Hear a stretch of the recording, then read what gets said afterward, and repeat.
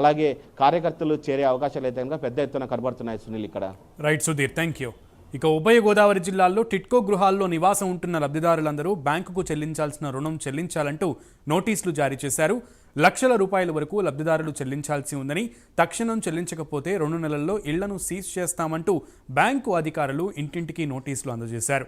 దీంతో లబ్ధిదారులు ఆందోళన చెందుతున్నారు.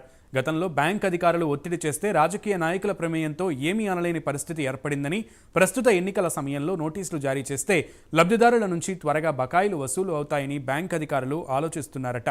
దీంతో లబ్ధిదారులు ఇంటికి అంటించిన నోటీసులు చూసి లబోదిబోమంటున్నారు. దీనికి సంబంధించి పూర్తి సమాచారం మా ప్రతినిధి అంజిబాబు అందిస్తారు.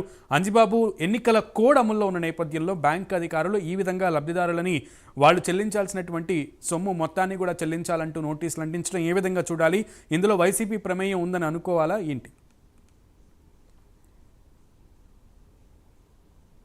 Good evening Sunil.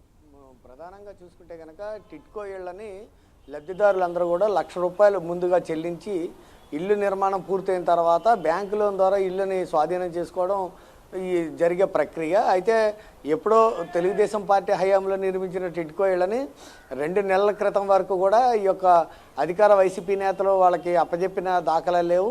అయితే ఈ గతంలో ₹1,00,000 అడ్వాన్స్ చెల్లించి ఎవరైతే లబ్ధిదారులుగా ఉన్నారో వాళ్ళందరినీ కూడా మార్పులు చేసి మళ్ళీ తిరిగి అధికార వైసీపీకి చెందిన కార్యకర్తలకి కొంతమందికి ఆ ఇళ్లని కేటాయించడం జరిగింది. ఇందులో భాగంగా ముఖ్యంగా చూసుకుంటే కనుక గతంలో ఈ నెల వీళ్ళు చెల్లించవలసిన వాయిదాలు ఎవరూ చెల్లించలేదు.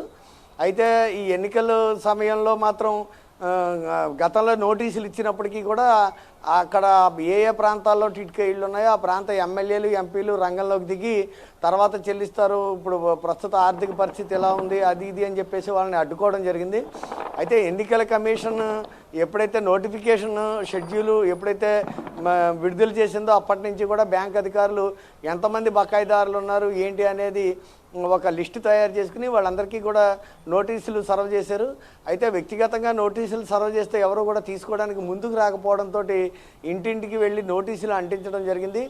ఈ నోటీసుల్లో ఒక్కొక్కళ్ళు ₹3,60,000 నుంచి కొంతమంది 4 లక్షల చిల్లర ఇలా దఫాలుగా వాళ్ళు చెల్లించాల్సిన అమౌంట్ ఎంతైతే ఉందో ఆ అమౌంట్తో సహా పూర్తిగా ఎన్ని నెలల వాయిదాలు బకాయి ఉన్నారు, అలాగే ఎంత బకాయి ఉన్నారు అనేదాన్ని వివరిస్తూ నోటీసులు ఆ ఇంటికి అంటించడం జరిగింది. అయితే లబ్ధిదారులు మాత్రం ప్రస్తుత పరిస్థితుల్లో మేము చెల్లించలేని పరిస్థితి నెలకొందని, అయితే ఇప్పుడు సడన్గా ఇలాగా నోటీసులు అంటించడం ఏంటని చెప్పి బ్యాంక్ అధికారులని నిలదీయడం జరిగింది. ఎంత నిలదీసినప్పటికీ కూడా 2 నెలల లోపులో మీరు బకాయిలు చెల్లించకపోతే తక్షణం మీ యొక్క ఇంటిని సీజ్ చేస్తామని చెప్పేసి బ్యాంక్ అధికారులు చెప్పడం జరుగుతుంది. అంటే ప్రస్తుతం ఎన్నికల కోడ్ అమల్లో ఉన్నందున రాజకీయ నాయకుల ప్రమేయం కానీ రాజకీయ నాయకుల ఒత్తిడి కానీ బ్యాంక్ అధికారులకు ఉండదని ప్రధాన ఉద్దేశంతో పాటు అయితే మార్చి నెల అంటే బ్యాంకు వార్షిక సంవత్సరం ఎప్పుడైతే బడ్జెట్ సంవత్సరం ఎప్పుడైతే కంప్లీట్ అయిందో ఈ నెల నుంచి కూడా